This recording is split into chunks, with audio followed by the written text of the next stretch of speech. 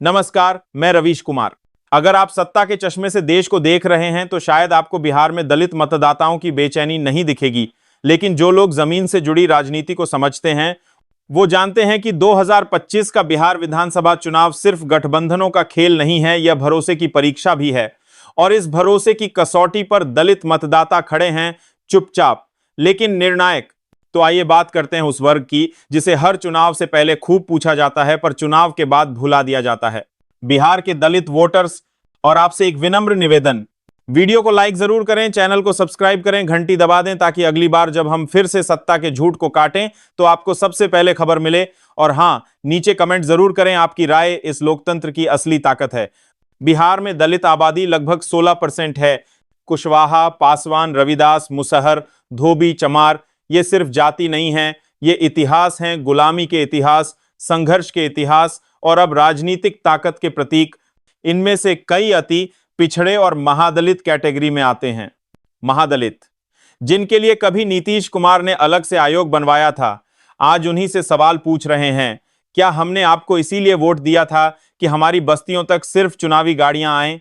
2020 के विधानसभा चुनाव में जेडीयू और बीजेपी गठबंधन को दलित वोट्स का एक हिस्सा मिला, लेकिन एलजेपी के चिराग मॉडल ने एनडीए की नींव में छेद कर दिया था।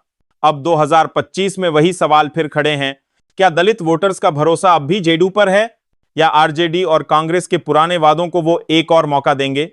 हमने बिहार के कई जिलों का दौरा किया, जहानाबाद, गोपालगंज, समस्तीपुर, आरा और मुजफ्फरपुर। हर जगह दलित टोले में जो बात सुनने को मिली वो आपको कहीं और नहीं मिलेगी।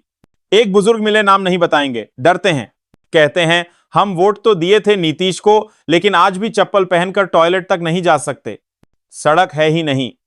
वहीं एक नौजवान रिंकू रविदास, बीए पास, बेरोजगार, कहते हैं हर साल कहते हैं आरक्षण बचाएंगे, लेकिन नौकरी ही नहीं निकली तो आरक्षण लेकर क्या करेंगे?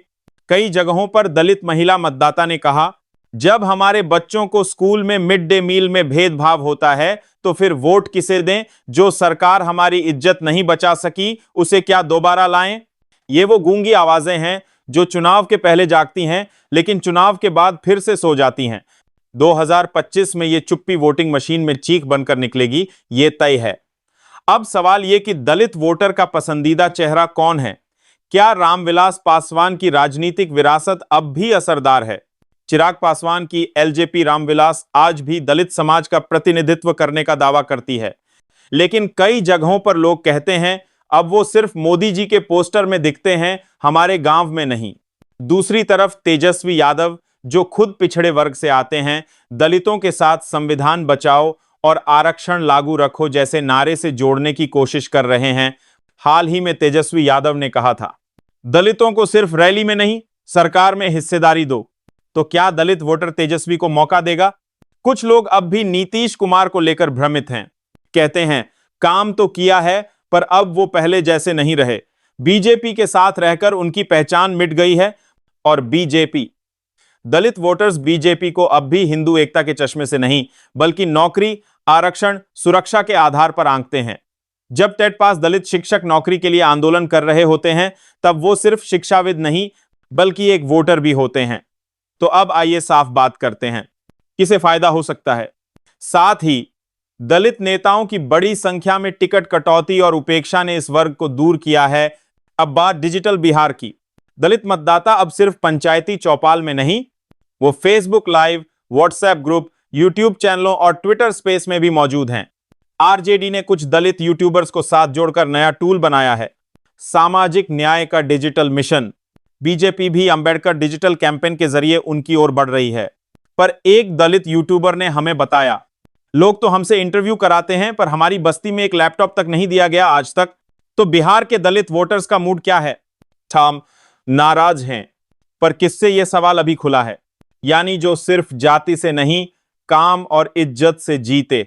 लौटी, नौकरी और सम्मान, यही 3 मुद्दे हैं। और सबसे जरूरी बात, दलित वोटर अब सिर्फ वोट देने वाला नहीं, एजेंडा सेट करने वाला बन रहा है। तो अगली बार जब कोई नेता मंच से चिल्लाए हमने दलितों को अधिकार दिया, तो याद रखिए, अधिकार वो नहीं जो दिया जाता है, अधिकार वो है जो लिया जाता है। और बिहार का दलित समाज अब लेने की स्थिति में है, अपना हिस्सा, अपना हक और अपने सपनों की सरकार। आप क्या सोचते हैं? क्या दलित वोटर इस बार बिहार की राजनीति की दिशा बदल देंगे? नीचे कमेंट करके अपनी राय दीजिए। और हां, अगर आपको लगता है कि इस देश को ऐसी ही पत्रकारिता की जरूरत है जो सत्ता के पीछे नहीं, सच के पीछे भागे, तो वीडियो को लाइक करें, शेयर करें और चैनल को सब्सक्राइब करना न भूलें। मैं रवीश कुमार, आप देखते रहिए लोकतंत्र की सबसे अनसुनी आवाज को। धन्यवाद।